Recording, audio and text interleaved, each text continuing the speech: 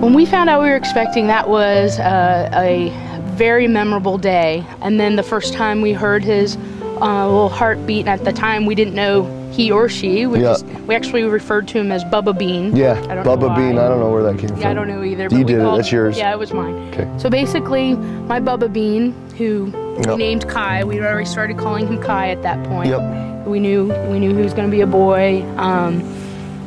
He and I were making each other sick, and so the doctors said that he needed to come out.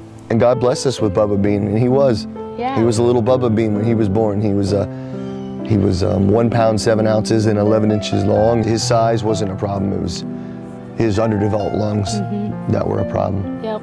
And so we would be there for a couple hours each day, especially in the beginning. And each surgery, all 10 of them. Surgery, yep.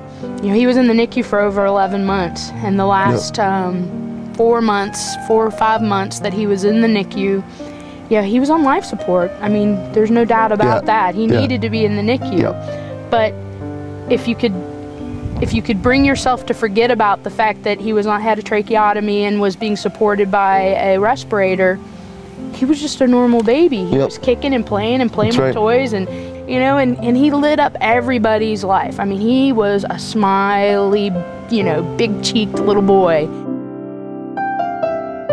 He stayed in the NICU, and episodes were becoming worse, and we realized that the steroids, the cortisoidal steroids keeping him alive, were turning against his body. Yeah. And he couldn't breathe anymore, so we had to induce him a coma, because he would get so. He was starting to fight the respirator. He was fighting the respirator. He was uncomfortable. He's hungry. Scared. He's breath hungry.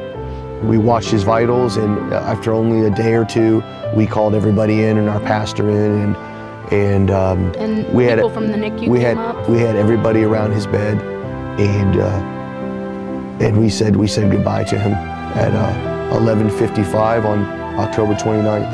Yep. And we unplugged him, and my wife, for the first time, was able to, hold him where he wasn't tethered to the machine, and she just faced the light, and we left the room and let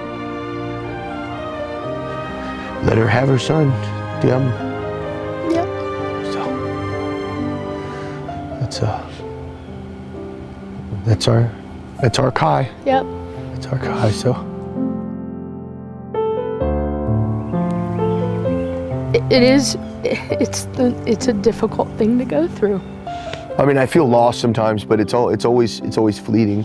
It's always temporary. You can put,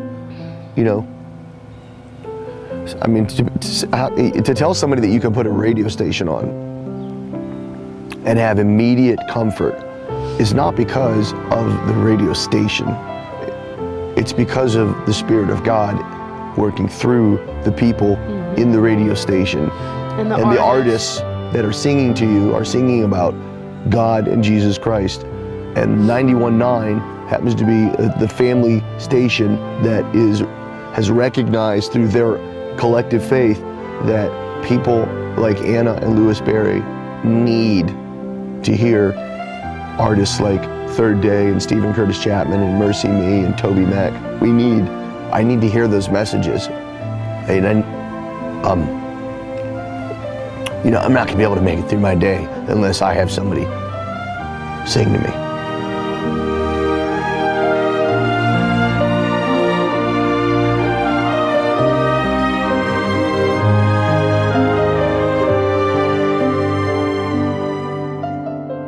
Despite the fact that we're certainly not rich people, but we try to just shave off a meal here, a movie there, so that we can find ways to give too. Because when we needed, we received. That's right. And when we hear the call from God that somebody needs, we want to be able to give. That's right. And 91.9 is one of the places that we give. Absolutely.